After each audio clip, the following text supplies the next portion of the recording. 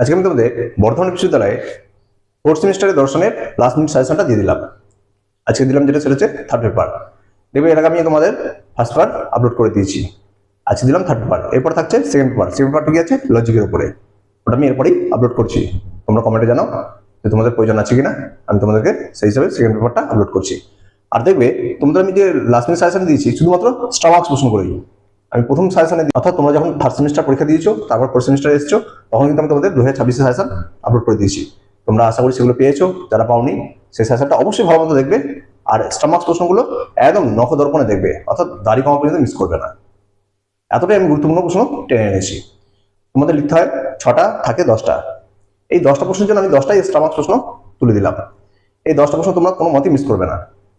তোমরা এগুলো যেমন রেডি করবে, তোমাদের বন্ধুদেরকেও ভিডিওটা শেয়ার করে দেবে, তারাও যেন হাতের মুঠে পেয়ে যায়। তোমরা জানো তোমাদের কলেজে অনেক সাপ্লি আছে তোমাদের পড়াশোনার জন্য, এবং ঠিকমতো পরীক্ষায় কমন পাও না এবং লিখতে পাও না বলে সেই সাপ্লিটা আছে। সেই কথা মাথায় রেখে তোমাদের কিন্তু আমি এই সাজেশনগুলো হাতের মুঠে করে দিচ্ছি। তাই অবশ্যই তোমরা আমার চ্যানেলটা সাবস্ক্রাইব করে রাখবে, কারণ তোমরা অনেকগুলো সেমিস্টার পরীক্ষা দেবে, আর তোমাদের এরকম হাতের মুঠে সাজেশন একমাত্র আমিই করে দিই। থার্ড পেপারে তোমাদের কি কি প্রশ্নগুলো এবারে ইম্পর্টেন্ট দিয়েছি দেখো। প্রথমে যে হচ্ছে তোমাদের এখানে যেটা আছে থার্ড পেপারে, সেটা হচ্ছে ভারতীয় যুক্তিবিদ্যা। ঠিক আছে, ভারতীয় যুক্তিবিদ্যা। এই ভারতীয় যুক্তিবিদ্যায় তোমাদের যে প্রশ্ন আছে প্রথমে বুদ্ধি অধ্যায় থেকে, বুদ্ধি বা জ্ঞান। এই বুদ্ধি অধ্যায় থেকে তোমরা কোন প্রশ্নগুলো স্টার মার্কস হিসেবে দেখে যাচ্ছ। আমি দেখবে প্রথম সাজেশনে বুদ্ধি থেকে কয়েকটা প্রশ্ন রেখেছি, আজকে যেটা দিলাম সেটা খুব কম প্রশ্ন রেখেছি। দেখো কোন স্টার মার্কস প্রশ্নগুলো করবে। প্রথম প্রশ্ন, বুদ্ধি কি, বুদ্ধির লক্ষণ ব্যাখ্যা করো। প্রথম প্রশ্ন কি দিলাম, বুদ্ধি কি, বুদ্ধির লক্ষণ ব্যাখ্যা করো। আমি যে কথাগুলো বলছি অবশ্যই তোমরা কথাগুলো মন দিয়ে শুনবে। দেখবে আমি শুধুমাত্র প্রশ্নের সাথে সাথে সেই প্রশ্নটা কিভাবে 10 নম্বরে আসে, কিভাবে 5 নম্বরে আসে, সেটা কিন্তু আলোচনা করে দিচ্ছি তোমাদের। একটা প্রশ্ন দিয়ে তোমরা কিভাবে 5 নম্বর ঢুকবে, আবার সেই প্রশ্ন দিয়ে 10 নম্বর ঢুকবে, সেটা নিয়েও কিন্তু আলোচনা করে দিই। তাই তোমরা কোনো মতেই স্কিপ করে যাবে না, কথাগুলো শোনো এবং নোট করো। দেখো বুদ্ধি কি, বুদ্ধির লক্ষণ ব্যাখ্যা। ঠিক আছে, প্রথম প্রশ্ন। তারপর প্রশ্ন, যথার্থ অনুভব অর্থাৎ প্রমা এবং অযথার্থ অনুভব অর্থাৎ অপ্রমা সম্পর্কে আলোচনা করো। কি দিয়েছি, যথার্থ অনুভব প্রমা এবং অযথার্থ অনুভব অপ্রমা সম্পর্কে আলোচনা। এবার দেখো অযথার্থ অনুভবকে আর ভাগ করা গিয়েছে 3 ভাগে, সংশয়, বিপর্যয়, তর্ক। অযথার্থ অনুভবকে 3 ভাগে ভাগ করা হয়েছে, সংশয়, বিপর্যয়, তর্ক। এবার দেখো এখান থেকে আলাদাভাবে প্রশ্ন আসতে পারে, তর্ক থেকে, বিপর্যয় থেকে। সংশয় থেকে আসার চান্স নেই, তর্ক থেকে এবং বিপর্যয় থেকে। ভেরি ইম্পর্টেন্ট দেবে তর্ক থেকে। যদি অযথার্থ অনুভব সম্পর্কে আলোচনা করে যদি আসে তাহলে 10-এ আসবে, আর যদি ওই ভেতরে ভাগ থেকে অর্থাৎ তর্ক সম্পর্কে আলোচনা করে যদি আসে তাহলে তোমাদের আসবে 5 নম্বরে। তর্ক থেকে কি প্রশ্ন আসতে পারে নোট করো। তর্কের লক্ষণ ব্যাখ্যা দাও, ব্যক্তিগত লাভের অনুকূলে তর্কের ভূমিকা লেখো। কি প্রশ্ন আসতে পারে 5 নম্বরে, যে তর্কের লক্ষণ ব্যাখ্যা করো এবং ব্যক্তিগত লাভের অনুকূলে তর্কের ভূমিকা লেখো। এই প্রশ্নটা আলাদা 5 নম্বর হিসেবে আসতে পারে বুদ্ধি অধ্যায় থেকে। ঠিক আছে, দেখো নেক্সট প্রশ্ন, কারণ অধ্যায়। পরের প্রশ্ন কি, কারণ অধ্যায় থেকে।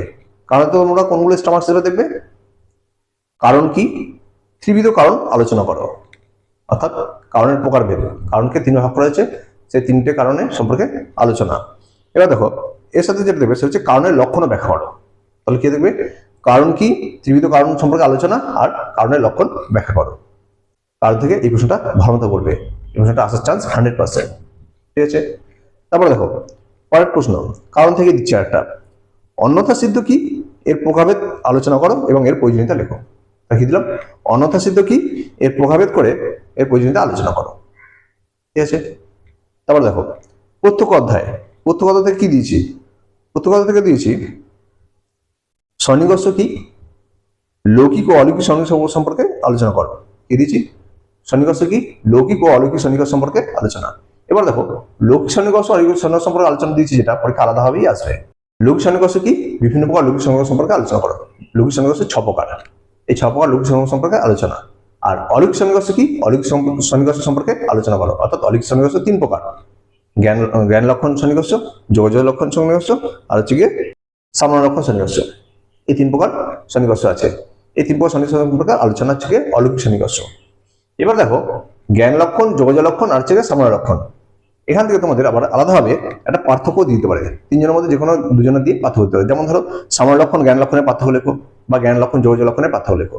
এভাবে দিতে পারে। তাহলে তোমাদের কি আছে, যে সেটটা দিলাম, অর্থাৎ তোমাদের থেকে দিলাম আমি অলিক সমীকরণ সম্পর্কে কি আলোচনা করো। আর অলিক সমীকরণ সম্পর্কে আলোচনা করার মধ্যেই কিন্তু আমরা তোমার তিনটে কিন্তু স্টেপ পড়ে আসছো, জ্ঞান লক্ষণ, সাধারণ লক্ষণ আর যোগাযোগ লক্ষণ। এই তিনটে দুটো স্ট্যান্ডার্ড তুলে দিয়ে পার্থক্য হয়ে যাবে তোমাদের।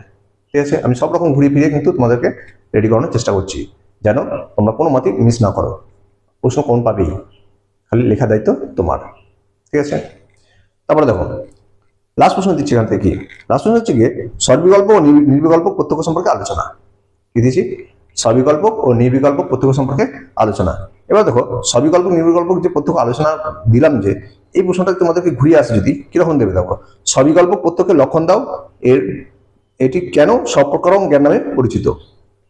দিতে পারে সবিকল্পক প্রত্যক্ষের লক্ষণ দাও, এটি কেন সপ্রকারক জ্ঞান নামে পরিচিত, আলোচনা করো। আবার যদি নির্বিকল্প প্রত্যক্ষটা দিয়ে আসে, কিন্তু কিরকম দেবে, নিষ্প্রকারকং জ্ঞান নির্বিকল্পং, অর্থাৎ সূত্রটি ব্যাখ্যা করো।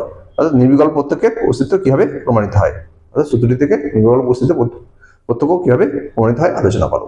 ঠিক আছে, তাহলে ঘুরে ফিরেছি সবিকল্প প্রত্যক্ষ ও নির্বিকল্প প্রত্যক্ষ সম্পর্কে কিন্তু আলোচনা হয়ে যাচ্ছে। তাহলে আমি তোমাদের কি বললাম, এই থার্ড পেপার থেকে এই কটা প্রশ্ন তোমাদেরকে হাতে মুঠো করে দিলাম। এই কটা প্রশ্ন অবশ্যই তোমরা করতে পারবে এবং ভালো করে রেডি রাখো। আমি যে মেন সাজেশনটা দিচ্ছি, মেন সাজেশনটার উপরে কিন্তু তোমরা এটা করবে। মেন সাজেশনটা কিন্তু কোনো মতেই মিস করবে না। তোমরা যদি এই ভিডিওটা শুধু করে যাও, তাতেও তোমাদের কিন্তু কমন আসছে।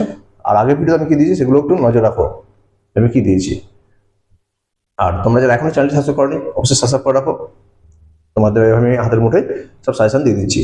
কারণ এরপর তোমরা ফোর্থ সেমিস্টার বা ফিফথ সেমিস্টার উঠবে, ফিফথ সেমিস্টার উঠলেই আমি তোমাদের প্রথমেই তোমাদের 2027 কোন কোন প্রশ্নগুলো হবে সেগুলো আমি তোমাদের হাতে মুঠে করে দেবো। আর তোমাদের লাস্ট মিনিট সাজেশনও এরকম ভাবে লাস্টে স্টামার্কস প্রশ্নগুলো, অর্থাৎ 8 থেকে 10 প্রশ্নই স্টামার্কস লাস্ট মিনিট সাজেশন দিয়ে দেবো। ঠিক আছে, আর 2 নম্বরের সাজেশন আমি করার চেষ্টা করছি। লাস্ট মিনিটের সাজেশন দেওয়ার পরেই আমি 2 নম্বর প্রশ্ন আপলোড করবো। তাই তোমরা অবশ্যই কমেন্ট করে জানিও যে তোমাদের 2 নম্বর প্রশ্ন দরকার আছে কিনা। আর ভিডিওটা বিশেষ করে বন্ধু শেয়ার করে দেবে, একটা লাইক তো অবশ্যই করবে।